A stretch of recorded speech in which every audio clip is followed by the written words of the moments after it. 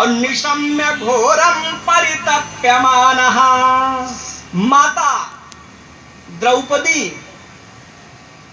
ये सब जो है रुदन कर रहे हैं अपने पुत्रों के शोक में। तब तक क्या हुआ, तदारु ददवस्पकला कुलाक्षी ताम सांत्वयन्नाह किरीटमाली।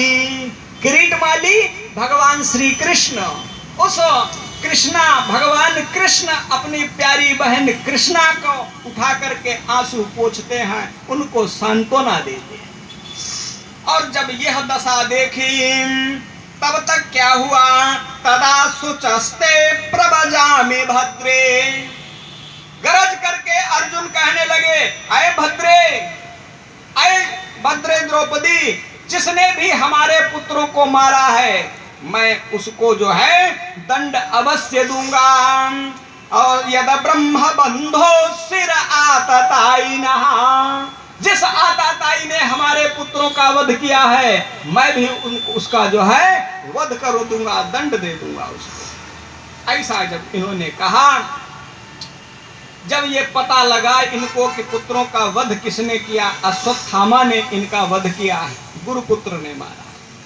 अर्जुन इसके पीछे पीछे चले, आगे आगे अश्वत्थामा भाग रहा है, पीछे पीछे अर्जुन उसको ठहर जा ठहर जा ठहर जा। अंत में उस अश्वत्थामा ने अपनी प्राण रक्षा के निमित्त एक भयानक शक्ति का प्रयोग कर दिया, ब्रह्मास्त्र का, यानी परमाणु शक्ति का प्रयोग कर दिया। और उस भयानक परमाणु शक्ति का जब प्रयोग हुआ, अर्जुन के पास भी उस भयानक शक्ति की का तोड़ नहीं था, नहीं मिल रहा क्या करें क्या न करें। तब परमात्मा की शरण में पहुंचे, ए कृष्ण भगवान, कृष्ण कृष्ण महायोगिन पाहि पाहि जगतपते। हे जगतपति जनार्दन, अब हमारी रक्षा करो। तो भगवान मुस्कुराए और बोले, अर्जुन, इसने ब्रह्मास्त्र का संधान किया है। विषस्य विषमौषधम, विष की औषधि भी विष ही होता है, जहर की औषधि जहर ही होता है। सांप काट खाए तो उसके इंजेक्शन में सांप ही का जहर लगाया जाता, बोलिए गोविंद भगवान की। इसने जो है तुम्हारे ऊपर ब्रह्मास्त्र का प्रयोग किया, तुम्हें ब्रह्मास्त्र का संधान करो। अर्जुन ने भी ब्रह्मास्त्र छोड़ दिया। दोनों ब्रह्मास्त्र आमने सामने आ रहे। एकदम से क्या हुआ, पूरी सृष्टि में तहलका मच गया। ब्रह्मा ने आदेश दिया, व्यास जी दौड़े दौड़े आए और जाकर के उन्होंने रोकने का प्रयास किया और कहने लगे, अरे अर्जुन, अपना ब्रह्मास्त्र रोक लो। अरे अश्वत्थामा, तुम भी अपना ब्रह्मास्त्र रोक लो। अश्वत्थामा कहने लगा, हम रोकना तो जानते ही नहीं है, हम तो चलाना ही जानते हैं, रोकना नहीं जानते। अर्जुन ने तो अपने ब्रह्मास्त्र को वापस कर लिया। देखो, जो विद्या गुरु जी के साथ में रहकर गुरुमुख से सीखी जाती है वह विद्या कल्याणकारी होती है। अश्वत्थामा के पिताजी द्रोणाचार्य श्रेष्ठ धनुर्धर विद्वान आचार्य योद्धा तो थे, लेकिन इस अश्वत्थामा ने अपने पिता को कभी गुरु माना ही नहीं। गुरु बन शिष्य बन करके कोई विद्या इसने नहीं ली।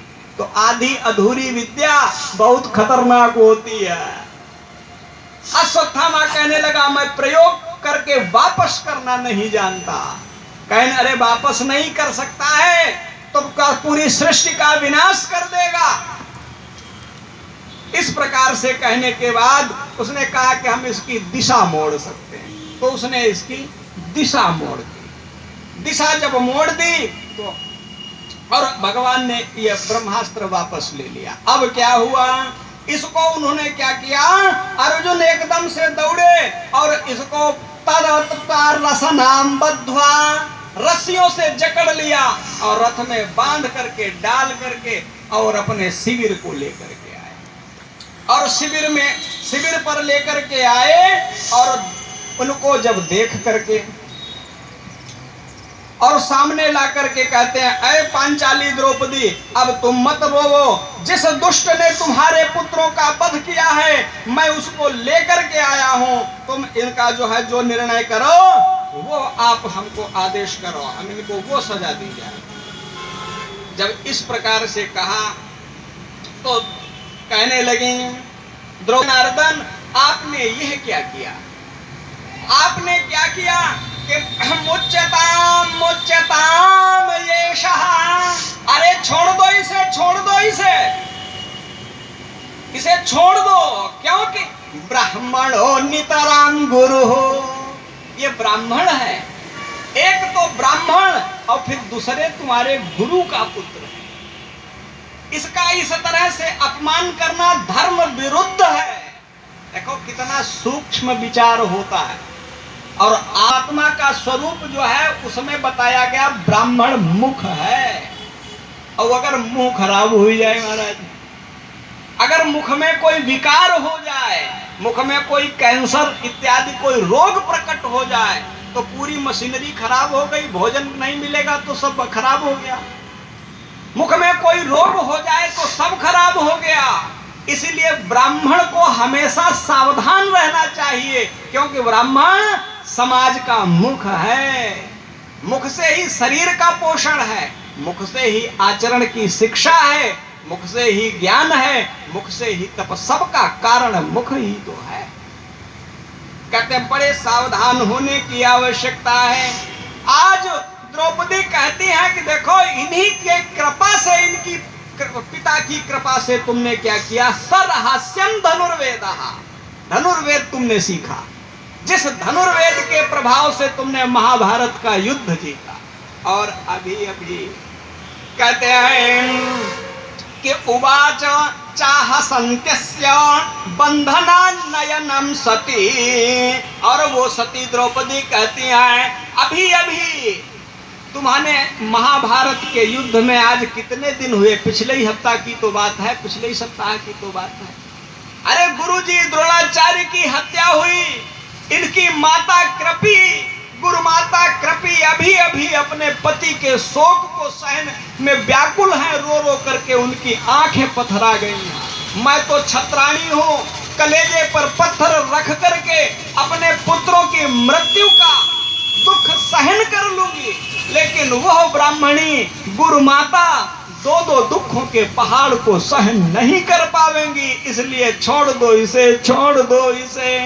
मुच्यताम मुच्यताम येषः ब्राह्मणो नितराम गुरु हो, ये हमारा गुरु है, छोड़ दो इसको। रस्सी से मुक्त कर दिया गया। लेकिन तब तक क्या हुआ? बीच में बोले कौन? बलवान भीम कहने लगे अरे इसको छोड़ना नहीं, इसको नहीं छोड़ना, क्योंकि इसने काम ही ऐसा किया है, इसने अपराध जो किया है वो क्षमा योग्य नहीं है, इसलिए इसको नहीं छोड़ना। इसने महापातक किया।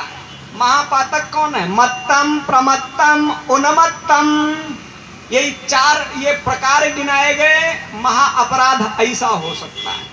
मत, मत व्यक्ति हो, मत कई प्रकार के हैं महाराज। एक तो भगवान की कथा में मत, भगवान के नाम में मत, और कोई कोई वो पी के मस्त मस्त मत, वो भी मत हैं, उन्मत्त हैं।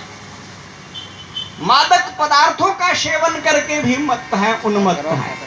यानी जो व्यक्ति अपनी सुध-बुध में न होवे ऐसे वो मत व्यक्ति, और फिर उन्मत्त, और फिर सुप्त, यानी मत, उन्मत्त, सुप्त, और बालो और बालक, और धीज बुद्धि यानी पागल टाइप के व्यक्ति, सोता हुआ व्यक्ति, और ग्राम और नगर और इत्यादि में जो आग अग्नि इत्यादि का दाह करें, ये सब के सब महापातक की श्रेणी में। इसे तो ये सब पाप हैं, और जो महापाप है इनका जो आचरण करे, इसने दुई दुई महापाप, एक तो सोते हुए बालकों को मारा और फिर बालकों को मारा, इसने महापाप किया है, इसलिए इसको नहीं छोड़ना है। मार डालो, मार डालो। भीमसेन ने उठाई पहाड़ जैसी गदा और कहें हम इसकी अभी पूर्णमासी किए देते हैं। भगवान कृष्ण ने कहा रुक जाओ रुक जाओ रुक जाओ। अर्जुन हाथ जोड़े कहने लगे भगवान अब क्या करें, ये तो धर्म संकट हो गया। हमने पूर्व में प्रतिज्ञा करी, हम इसका अपने पुत्रों को मारने वाले को हम जो है उसको दंड देंगे, मार डालेंगे, लेकिन अब क्या करें? भगवान कहने लगे बात तो जो है द्रौपदी सही कह रही है, क्योंकि कि ब्रह्म बंधुर न हंतव्य आतताई बधारहण। नीति यही कहती है, यद्यपि ब्राह्मण अबध्य है, ब्राह्मण को मारा नहीं जा सकता है, यह भी नियम है, लेकिन आतताई बधारहण, लेकिन जो आतताई है, ये ऊपर के 6 प्रकार बताए गए, इन प्रकार के जो पापों को करता है, ये महापातक, इनको करने वाले लोगों को आतताई भी कहा जाता है। भगवान कहने लगे ऐसे आतताइयों को जीने का कोई अधिकार नहीं, इनको मार डालने में कोई अपराध नहीं है, इनको मार डालने में कोई अपराध नहीं है, इसलिए इसको मारना तो जरूर चाहिए। और अगर तुम मारते हो तो ब्राह्मण है, यह भी तुम्हारा अधर्म, और नहीं मारते हो तो भी अधर्म, और अगर नहीं मारते हो तो प्रतिज्ञा भंग होने का दोष। क्या किया जाए? देखो, जब ऐसी समस्या आ जाए, धर्म संकट आ जाए, तब भगवान की शरण में आ जाओ।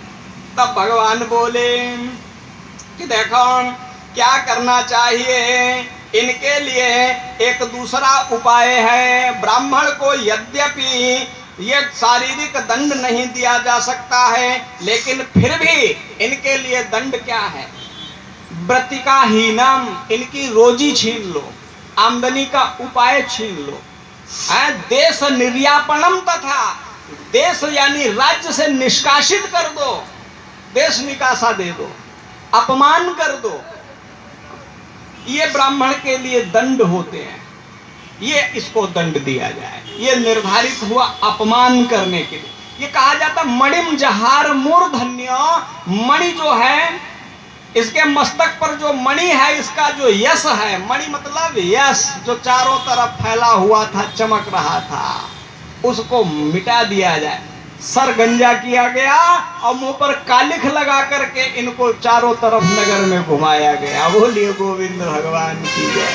और अपमान करके अश्वत्थामा को अपमानित करके छोड़ दिया गया। और वो अपमानित अश्वत्थामा अब उस अपमान का बदला लेना चाहता है। कहता है कि देखो, इन्होंने इतना भरा भयानक अपराध हमारे साथ इन पांडवों ने किया है, इसका बदला मैं अवश्य लूंगा, अवश्य लूंगा।